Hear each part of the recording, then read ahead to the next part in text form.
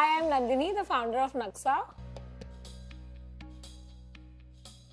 I remember I had got around 1 kg of silver from my first earning, and at that time in 2022 it was for around 56,000, and now it's close to 92,000. Imagine that you can have something that grows in price like that, and you can also wear that. You could invest piece by piece into these jewelry, and that is something that your daughter, your future generations, everybody could have. And a big backing when I was quitting my job and coming back to Varanasi was our family business in Varanasi. We've been in this business for over 50 years, and my father standalone has been working in gold, kundan, diamond for over 20 years. My father is a brilliant man. He's so creative and he knows his business inside out. I told him once that probably all his one-liners on business could be made into a great book. I remember one of his masterpieces that he had made from old unused kundan pieces, and it was so eclectic.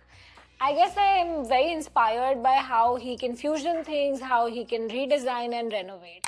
India is such a colorful and beautiful country. There's so much that our culture entails, and honestly, I am a very fusion woman.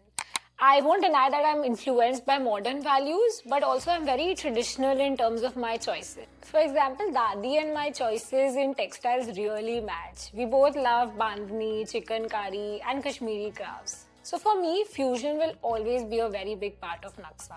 There are a lot of Indian motifs that you'll find in our designs, and we want to reinforce how that can be used in the modern day styling.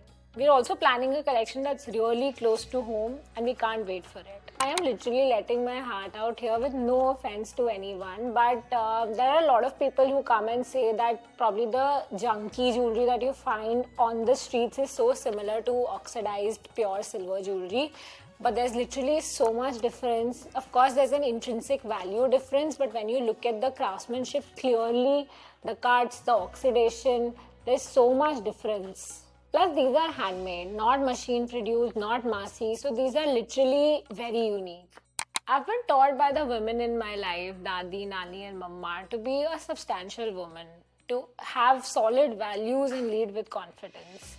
And I feel confidence a lot of times relates to the finances, and women have been so underestimated in terms of financial credibility that I think we really need to work on it.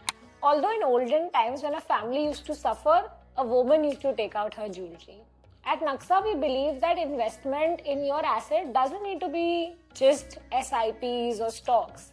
It could be how you spend your money in terms of shopping and investing in a piece that has lasting returns and is ever growing, which is pure silver.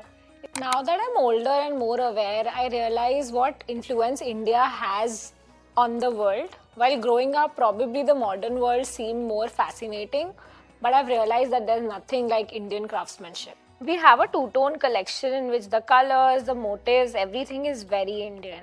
Also, we're about to do something very close to Varanasi, that is Meenakari, and I believe that it's truly the era of India to show the world what we possess.